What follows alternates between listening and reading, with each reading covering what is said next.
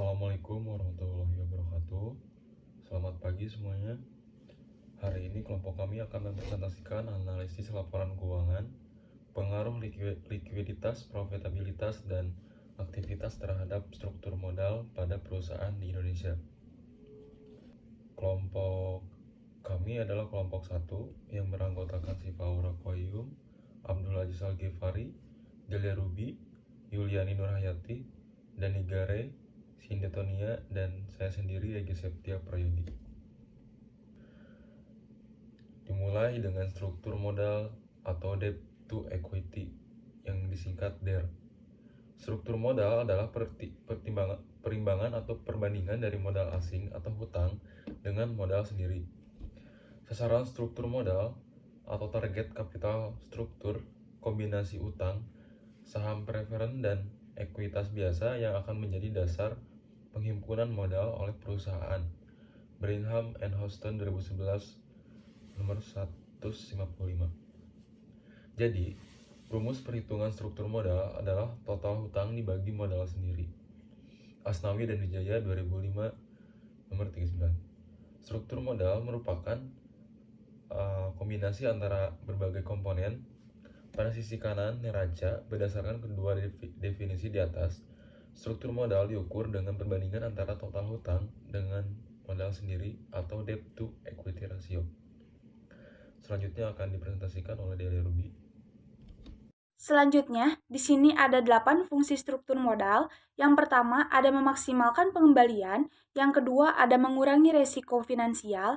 Yang ketiga, ada meminimalkan biaya modal. Yang keempat, ada mengoptimalkan pemanfaatan dana. Yang kelima, ada membantu perencanaan pajak perusahaan. Yang keenam, ada fleksibilitas. Yang ketujuh, ada solvabilitas. Dan yang kedelapan, ada meningkatkan nilai perusahaan. Selanjutnya, di sini ada faktor yang mempengaruhi struktur modal. Yang pertama, ada variabel X independen. Itu terdiri dari 3. Yang pertama ada current ratio X1, yang kedua ada return on asset X2, dan yang ketiga itu ada fixed asset ratio itu X3. Dan yang kedua ada variabel Y dependent. Yang pertama itu ada struktur modal DER atau debt to equity ratio. Selanjutnya ada teori struktur modal. Yang pertama ada teori pendekatan Modigliani dan Miller. Teori ini dinamakan oleh pencetusnya yaitu Franco Modigliani dan Merton Miller.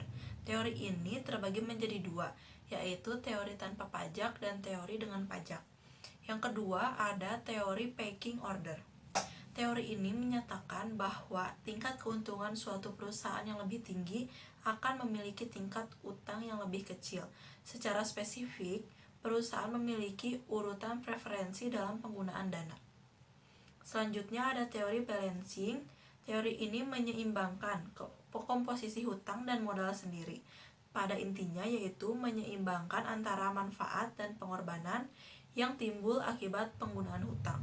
Sejauh manfaat masih besar, hutang akan bertambah. Tetapi apabila pengorbanan lebih besar, maka hutang tidak akan ditambah. Selanjutnya ada pengertian rasio. Rasio profitabilitas merupakan rasio untuk menilai kemampuan perusahaan dalam mencari keuntungan. Rasio ini juga memberikan ukuran tingkat efektivitas manajemen suatu perusahaan. Rasio likuiditas merupakan rasio yang menunjukkan kemampuan perusahaan untuk membayar secara likuid terhadap kewajiban segera. Rasio aktivitas mengembangkan kemampuan perusahaan, memanfaatkan kemampuan perusahaan, memanfaatkan aktiva yang dimiliki dalam memperoleh penghasilan melalui penjualan. Metode analisis yang digunakan adalah metode regresi linear berganda dengan menggunakan software Views untuk menganalisis pengaruh variabel independen dengan variabel independen. Mode regresi yang digunakan yaitu Y sama dengan A tambah B1X1 tambah B2X2 tambah B3X3 tambah E. Keterangannya Y struktur modal, A konstan, B1, B2, B3 konvensi regresi, X1 current ratio atau CR, X2 nya return on asset atau ROAR, X3 nya fixed asset ratio FAR, dan E standar error 5%. Populasi dan sampel. Populasi pada penelitian ini adalah perusahaan-perusahaan di Indonesia. Jumlah yang dijadikan objek penelitian ada sebanyak 5 perusahaan, yaitu PT Kereta Api Indonesia, KAI Persero, kedua PT Garuda Indonesia Tbk, ketiga PT Mayora Indah Tbk, keempat PT Campina Es Krim Industri Tbk, dan kelima PT Elang Mahkota Teknologi Tbk. Metode analisis yang digunakan adalah metode regresi linear berganda dengan menggunakan software Views untuk menganalisis pengaruh variabel independen dengan variabel independen. Model regresi yang digunakan yaitu Y sama dengan A tambah B1X1 tambah B2X2 tambah B3X3 tambah E. Keterangannya Y struktur modal, A konstan, B1 B2 B3 konvensi regresi, X1 coherent ratio atau CR, X2 nya return on asset atau ROAR, X3 nya Fisher asset ratio FAR, dan E standar error 5%. Populasi dan sampel. Populasi pada penelitian ini adalah perusahaan-perusahaan di Indonesia. Jumlah yang dijadikan objek penelitian ada sebanyak 5 perusahaan, yaitu PT Kereta Api Indonesia, KAI Persero, kedua PT Garuda Indonesia Tbk, ketiga PT Mayora Indah Tbk, keempat PT Campina Es Krim Industri Tbk, dan kelima PT Elang Mahkota Teknologi Tbk. Selanjutnya di sini ada data hasil perhitungan pada 5 perusahaan. Data hasil perhitungan pada 5 perusahaan dapat dilihat dari tabel tersebut yang terhitung dari laporan tahun 2017-2021. Boleh dilihat dulu. Selanjutnya di sini ada identifikasi variabel penelitian. Variabel terikat menurut Sugiono. Variabel penelitian pada dasarnya adalah segala sesuatu yang berbentuk apa saja yang ditetapkan oleh peneliti untuk dipelajari sehingga diperoleh informasi tentang hal tersebut. Kemudian ditarik kesimpulan. Lalu ada variabel bebas. Menurut Sugiono, variabel ini sering disebut sebagai variabel bebas. Variabel bebas adalah variabel yang mempengaruhi atau yang menjadi sebab perubahannya atau timbulnya variabel dependen. Baik, di sini saya akan membaca tentang tabel olah data. Di sini ada variabel enters atau remove. Ada model 1, ada variabel enter, ada FAR, ada ROA sama CRB. A ada dependent variable DER, dan B ada all request variable enter.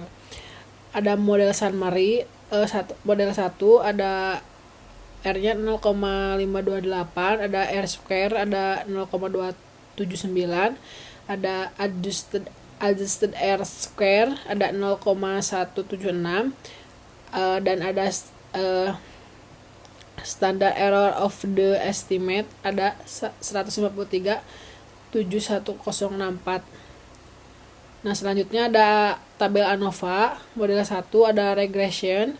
Di sum of squares-nya ada 191956,436, di DF-nya ada 3, dan ada di main square-nya ada 6398549, DF-nya ada 2708, di sig-nya ada 0,071, dan ada residual ada 496166204, di DF-nya ada 21, di main square-nya ada 23626 totalnya jadi 688,640 di DF-nya ada 24.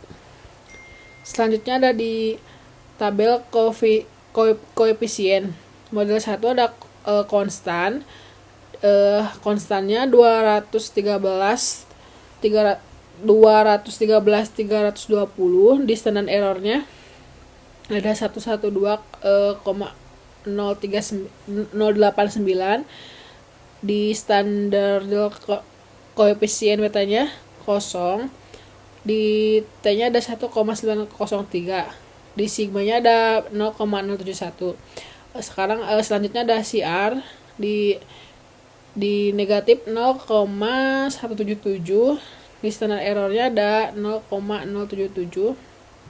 Selanjutnya ada di standardized koefisien beta ada di negatif 502. Di T-nya ada negatif 2,295. Di sigmanya ada 0,032.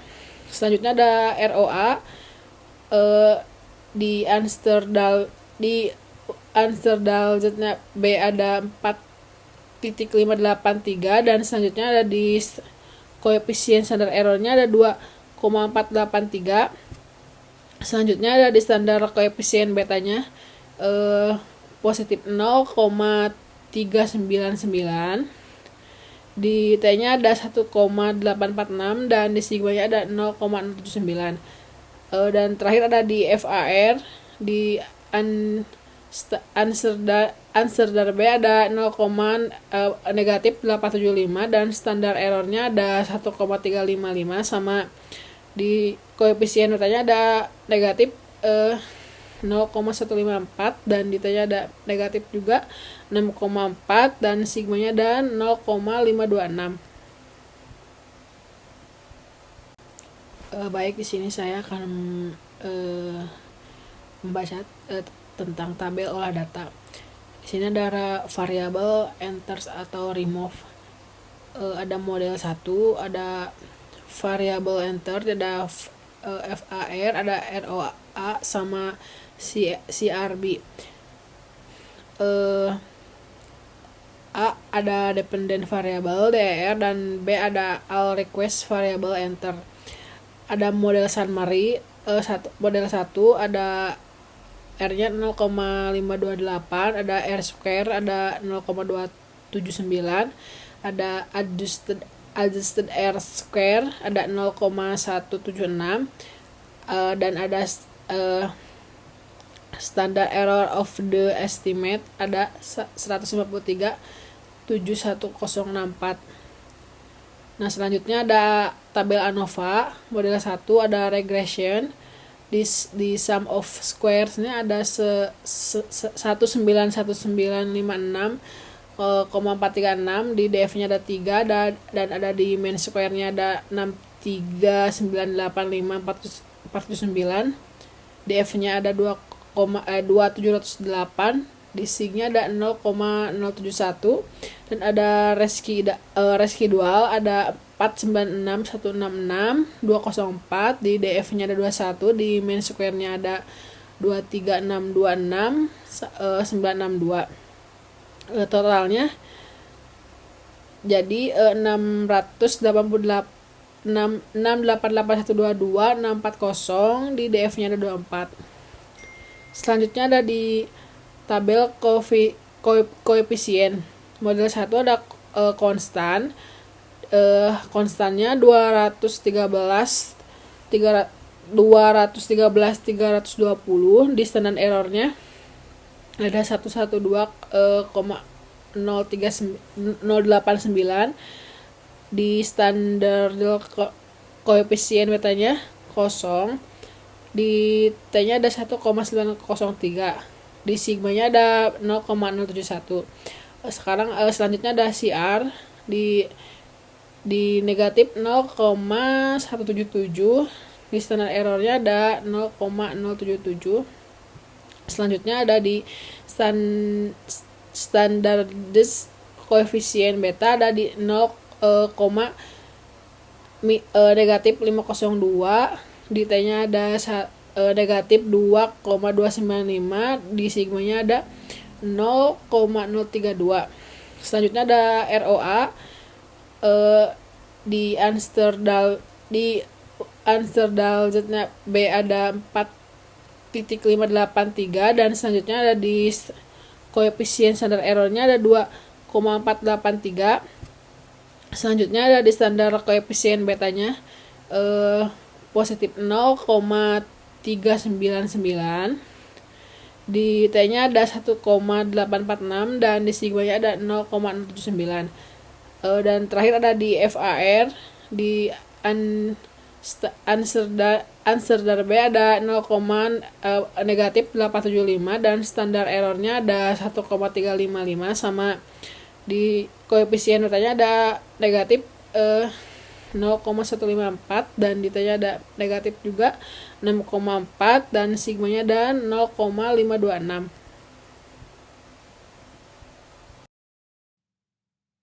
Selanjutnya, interpretasi hasil regresi. Dari hasil analisis dengan menggunakan software SPSS didapatkan hasil regresi linear berganda yang dapat menentukan apakah adanya pengaruh atau tidak antara variabel X dan variabel Y sebagai berikut. 1. Hipotesis pertama, H1 dapat kita ketahui bahwa T hitung minus 2,295 dengan nilai signifikasinya 0,035 kurang dari 0,05 sehingga dapat kita simpulkan variabel likuiditas X1 berpengaruh terhadap struktur modal Y, maka H1 diterima karena likuiditas berpengaruh positif dan signifikan terhadap struktur modal. 2. Hipotesis kedua, H2 dapat kita ketahui bahwa T hitung 1,846 dengan nilai signifikasinya 0,079 lebih besar dari 0,05 sehingga dapat kita simpulkan variabel ROA X2 tidak berpengaruh dengan signifikan terhadap struktur modal Y. Maka H2 ditolak karena ROA tidak berpengaruh positif dan signifikan terhadap struktur modal. 3. Hipotesis ketiga, H3 dapat kita ketahui bahwa T hitung minus 0,646 dengan nilai signifikasinya 0,526 lebih besar dari 0,05 sehingga dapat kita simpulkan variabel struktur aktiva X3 tidak berpengaruh dengan signifikan terhadap struktur modal Y, maka H3 ditolak karena struktur aktiva tidak berpengaruh positif dan signifikan terhadap struktur modal.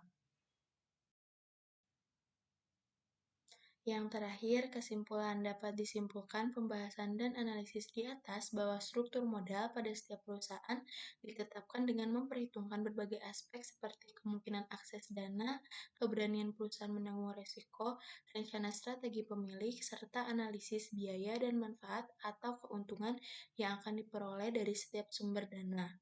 Pada setiap sumber yang dapat digunakan oleh perusahaan memiliki kelebihan dan kekurangannya terkait dengan status perusahaan itu sendiri. Dengan adanya analisis struktur modal debt to equity ratio DER di 5 perusahaan yaitu 1. PT Kereta Api Indonesia KAI Persero, 2. PT Garuda Indonesia Terbuka, 3. PT Mayora Indah Terbuka, 4. PT Campina Ice Cream Industry Terbuka, 5. PT Elang Mahkota Teknologi Terbuka. Dengan mengacu pada data laporan keuangan neraca dan laporan laba rugi perusahaan, maka didapatkan faktor-faktor yang mempengaruhi struktur modal DER. Di antaranya ekuiditas dengan menggunakan current ratio, struktur aktiva dengan menggunakan fixed asset ratio, serta profitabilitas dengan menggunakan return on asset ROA. Terima kasih semua atas perhatiannya. Semoga dapat dipahami atas presentasi kelompok kami. Mohon maaf bila ada kekurangan. Wassalamualaikum warahmatullahi wabarakatuh.